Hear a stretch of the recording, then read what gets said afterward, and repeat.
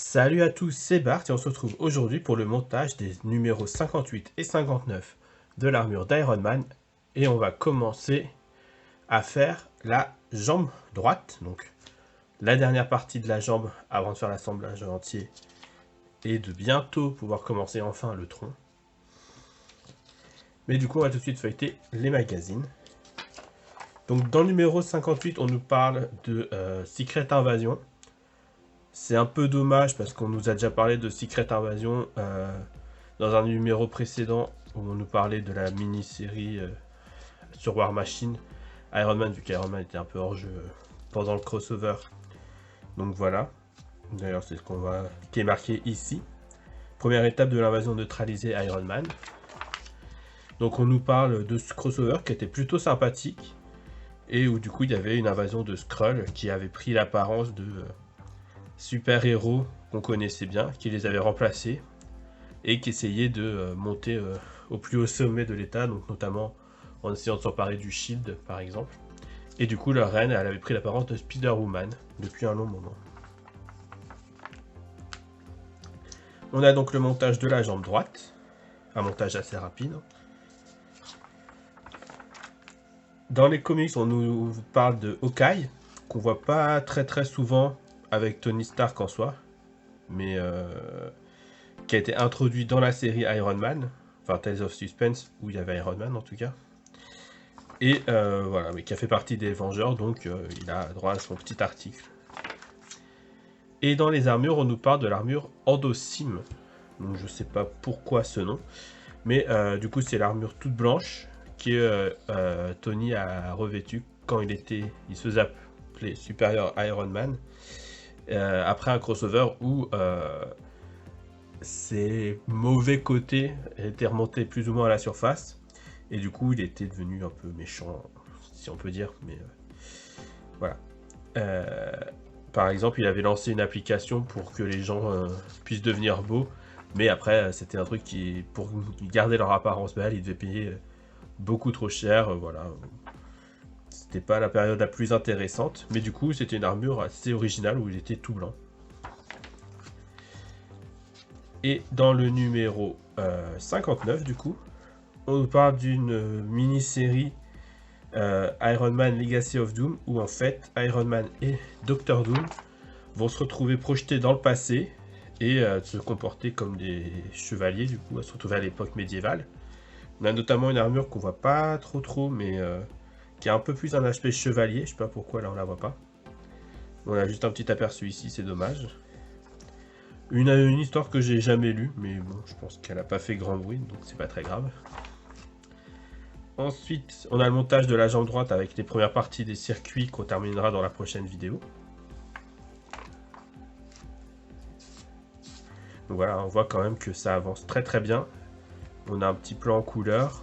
On voit que normalement dans le prochain colis, puisque là c'est le dernier numéro du colis, on recevra la fin pour finir la jambe.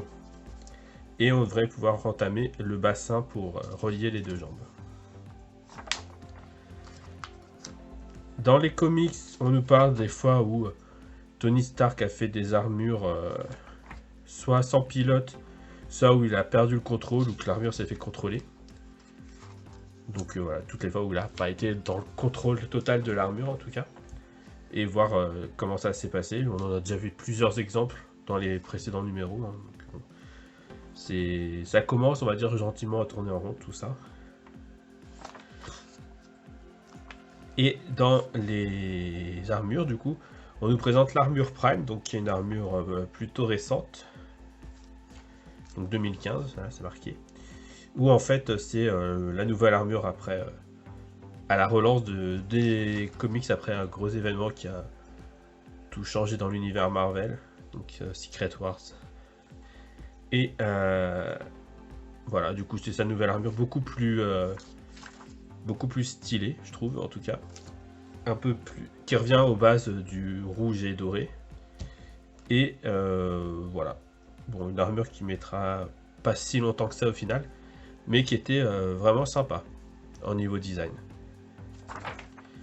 Voilà, et du coup on peut passer au montage.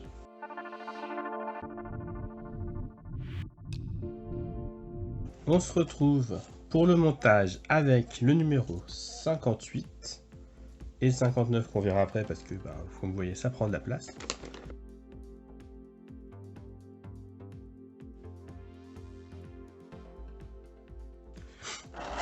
Pour le numéro 58, on a toujours une énorme pièce pour faire le protège tibia droit, en métal, hein, bien sûr. Magnifique. On a la protection du coup de pied, le support de la charnière et des vis AM. Du coup, le montage va être très simple puisque on vient passer le protège-cou ici et on vient mettre cette pièce là. Donc là on voit qu'on a un petit creux qui revient, qu'on vient poser ici sur la charnière, et avec le trou là on va visser dans ce trou ici.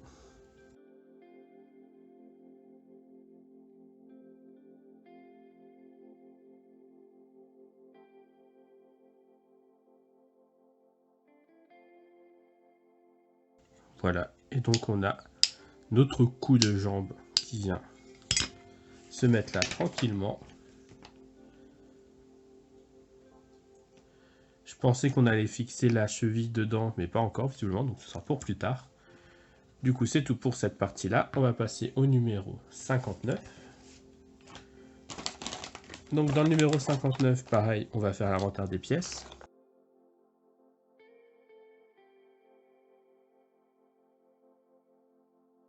Donc on a la structure interne du mollet, le circuit interne du mollet qu'on va venir visser dessus, et des vis IP pour visser du coup. Donc encore une fois, pas grand chose, on fera la fin de la jambe dans le prochain numéro.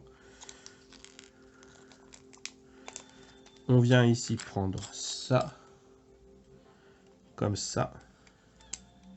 On a ici un petit picot à enfoncer pour être sûr que ça tienne bien. Et on visse sur le mollet, ici avec deux vis IP.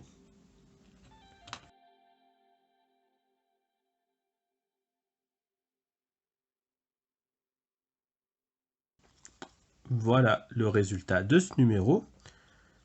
On devrait un jour, du coup, après pouvoir le mettre, je crois, ici. Dans l'autre sens, du coup, c'est mieux pour le voir. Je sais plus où ça se mettra.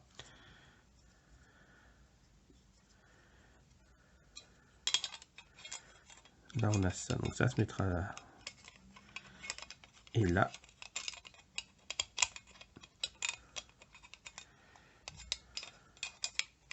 Ou alors, c'est plus bas.